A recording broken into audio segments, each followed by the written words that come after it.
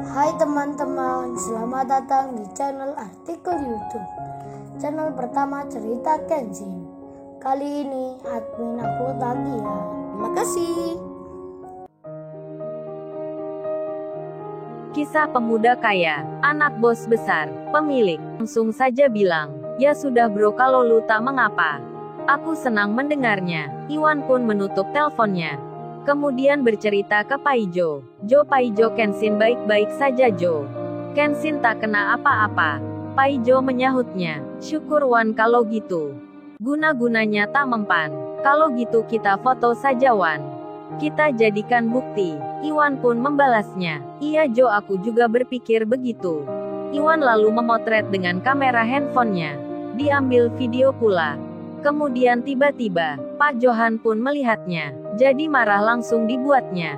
Pak Johan yang datang, langsung membentak Iwan dan Paijo. "Hehe, kalian berdua sudah kurang ajar sekali. Kalian ini ada keperluan apa sampai memfoto-foto kantor saya?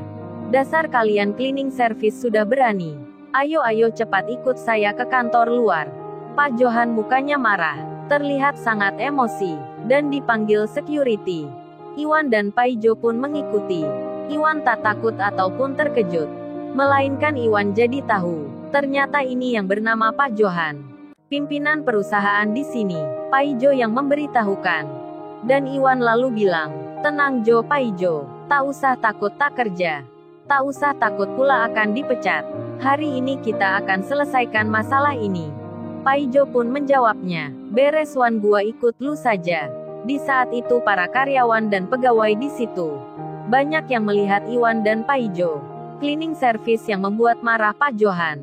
Bahkan ada yang berkata, itu cleaning service yang baru masuk pagi ini. Tapi belum apa-apa, sudah membuat masalah yang besar. Arnold pun sudah terlihat datang. Begitu pula Pak Jayadi ayahnya. Langsung mereka bertanya pada Pak Johan, "Ada apa memangnya?" Pak Johan pun menjawabnya, kalau kedua cleaning service ini baru saja mengambil gambar di kantornya. Pak Johan pun langsung berkata, "Oh ya, kamu cleaning service baru. Memang siapa kamu ini? Kemarin tak terlihat di sini. Apa kamu juga mau ikut pelatihan kerja cleaning service?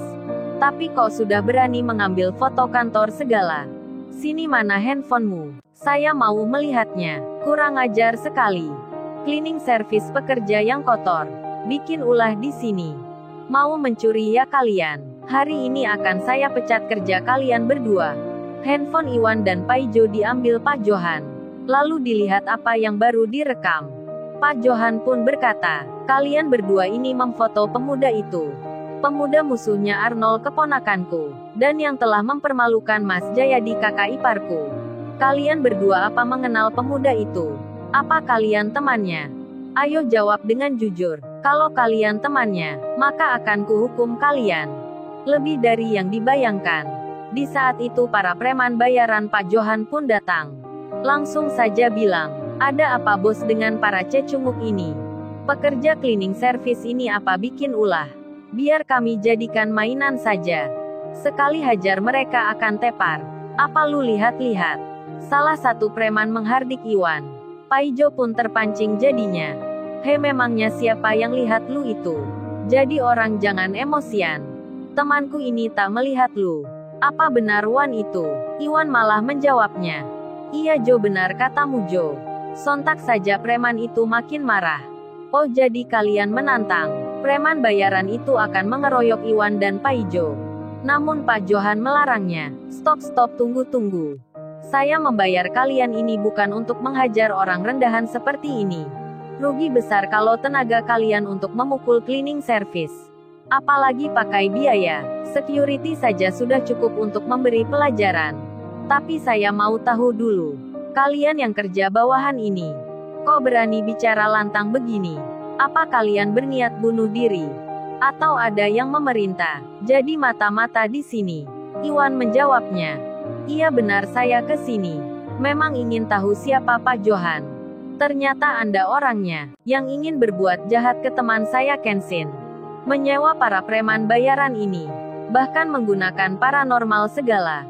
Yang tak mempan semua. Asal kalian tahu, teman saya Kenshin masih sehat dan baik-baik saja. Mendengar perkataan Iwan begitu, jadi marah semua orang yang di situ. Arnold pun ikut berkata, "Wah, ada cleaning service yang jadi mata-mata. Tanganku sudah gatal ingin memukul kalian berdua. Bagus kalau kalian sudah mengaku." Arnold pun lalu bicara ke Pak Johan. "Kalau gitu Om sekalian saja," katanya pemuda itu baik-baik tak mempan guna-guna. "Kita sandera saja Om mereka berdua. Telepon pakai nomor handphonenya. Suruh pemuda itu datang ke sini. Kalau tak datang segera, temannya yang berdua ini, yang sudah jadi mata-mata gagal ini, akan dikeroyok preman. Dipastikan akan terluka. Jangan coba-coba lapor polisi, atau nyawa mereka akan melayang." Arnold pun lalu bertanya, "Hei, siapa namamu orang idiot?" Waduh, Arnold memanggil Iwan dengan menghina. Iwan pun menjawabnya, "Lu yang idiot sendiri. Namaku Iwan. Tak takut ditahan atau diancam. Dan tak takut kalian semua pula." Pak Johan pun langsung setuju akan perkataan Arnold keponakannya. Dengan memakai handphonenya Iwan, dicarilah nama Kenshin. Segera diteleponnya. Saat itu handphonenya Kenshin tertinggal di rumahnya sendiri. Dan Nita adiknya yang mengangkat.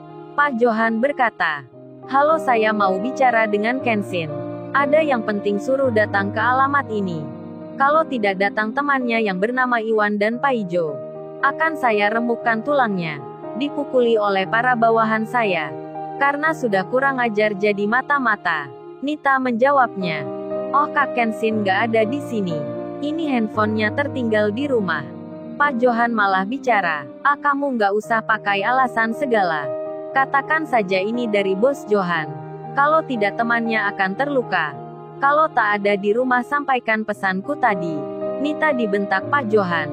Nita pun kaget jadinya, merasa ketakutan dirinya, langsung ditelepon kakaknya. Sedang Iwan yang ditahan. Malah Iwan berkata, "Kalau gitu Pak Johan, mulai hari ini, Anda saya pecat jadi bos di sini. Anda tak pantas jadi pimpinan. Karena mirip seorang penjahat." Waduh, Iwan asal bicara, bertujuan untuk menggertak. Memang si Iwan sekedar berkata. Paijo pun tak percaya, pasti ucapan Iwan tak ada nilainya. Hingga Pak Johan dan lainnya jadi tertawa-tawa mendengarnya. Sedang Nita sudah memberitahukan itu pada kakaknya. Pak Johan pun ibarat menyiram api dengan bensin. Bukannya padam, Pak Johan malah terbakar. Perkataan Iwan akan jadi kenyataan. Lalu, bagaimana kisah selanjutnya? Subscribe channel ini untuk episode berikutnya. Terima kasih.